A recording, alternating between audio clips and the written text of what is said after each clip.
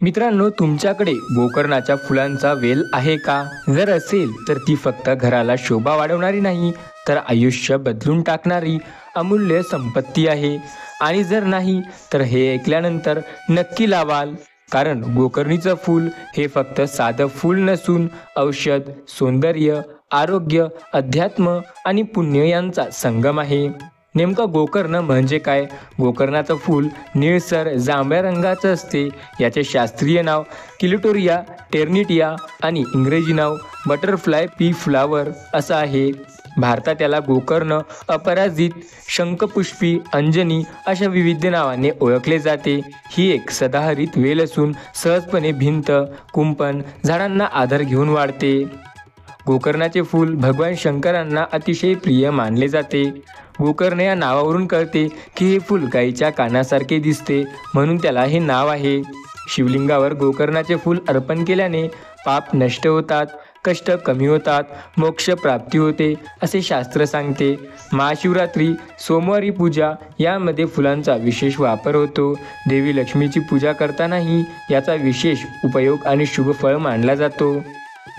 गोकर्णात आयुर्वेदात या फुलाला विशेष औषधींचा राजा असं महत्त्व आहे. याचे शरीरासाठी काही उपयोग होतात. स्मरणशक्ती वाढते. गोकर्णीच्या मुळांचा वापर शंखपुष्पीसारखा करून औषधात केला जातो. निद्रानाश कमी करण्यासाठी याचे सेवन उपयुक्त असते. डोळ्यांचे आजार, फुलांचा अर्क डोळ्यांना लावल्याने दृष्टी सुधारते.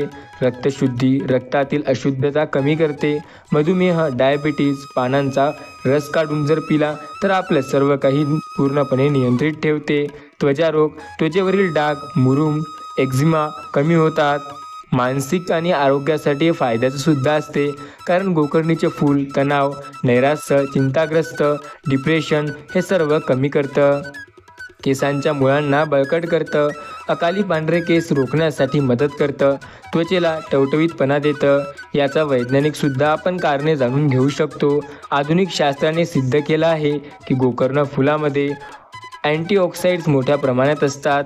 या अँटीऑक्सिडंट्सनी ते आपलं बऱ्याच आजारसुद्धा बरं करू शकतात. सोबतच गोकर्ण ही वेल जमिनीत नायट्रोजन स्थिर करून माती सुपीक करते. फुलांना मधुरस असल्यामुळे मधमाशा आणि फुलपाखरे आकर्षित होतात, ज्यामुळे पर्यावरणातील संतुलन राखले जाते. याची लागवड सोपी असून कमी पाण्यातही चांगली वाढ घेऊ शकतं. घरातील गोकर्णीचा वेल लावण्याचे फायदेसुद्धा आहेत.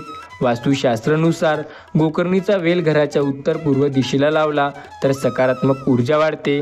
या फुलांचा सुगंध मानसिक शांती देतो, सोबत घरातील वातावरण प्रसन्न ठेवतो. गोकर्णीचे फूल चहामध्ये सुद्धा वापरले जाते. फुलांना वाळवून गरम पाण्यात टाकले की निळसर रंगाचा तयार होतो. यात लिंबाचा रस टाकल्यास रंग निळ्यापासून जांभळा होतो. हे रसायनशास्त्रीय चमत्कार आहे. हा चहा वजन कमी करणे, स्मरणशक्ती वाढवणे, हृदयाचे आरोग्य सुधारणे यासाठी उत्तम मानला जातो. असं म्हणतात पुराणकथा आणि दंतकथांमध्ये एका ऋषीने भगवान शंकराला गोकर्णाचे फूल अर्पण केले आणि त्याला मोक्ष प्राप्त झाला. काही प्रदेशात गोकर्णाला अपराजित म्हणून ओळखतात, कारण ती कधीही नष्ट होत नाही, म्हणजे अपराजित शक्तीचे प्रतीक आहे. म्हणून विजय, यश आणि शक्तीचे प्रतीक म्हणून या फुलाची पूजा केली जाते. घरी गोकर्णाची लागवड कशी करता येईल? कुंडीमध्ये किंवा जमिनीत बिया पेरा. चांगला सूर्यप्रकाश मिळेल अशा ठिकाणी ठेवा. आठवड्यातून 2 ते 3 वेळाच पाणी द्या. वेल वाढल्यानंतर त्याला कशाचा तरी वरे चढण्यासाठी आधार द्या. थोड्या दिवसांनी सुंदर फुलांचा वर्षाव होईल. मित्रांनो, गोकर्णीची वेल ही केवळ एक शोभेची वेल नाही, ही एक औषधीची पेटी आहे, एक मंदिर आहे, एक आयुर्वेद आहे आणि एक आशीर्वाद आहे. घरात लावा, शरीराला वापरा, देवाला अर्पण करा, आरोग्यासाठी सेवन करा. गोकर्ण तुमचे जीवन सुखी, समृद्ध आणि निरोगी करेल. म्हणून पुन्हा विचारतो, तुमच्याकडे गोकर्णाची फुलवेल आहे का?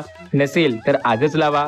कारण ही वेल तुमच्या घरात फक्त हिरवळ नाही, तर आरोग्य, अध्यात्म आणि आयुष्याची श्रीमंती देऊन जाईल. हा व्हिडिओ आवडला असाल तर नक्की या व्हिडिओला एक लाईक करा. सोबत आपल्या चॅनलवरती नवीन आला असाल तर ASA मराठी या यूट्यूब चॅनलला नक्की सबस्क्राईब करा. भेटूया पुन्हा एकदा अशाच एका नवीन व्हिडिओमध्ये.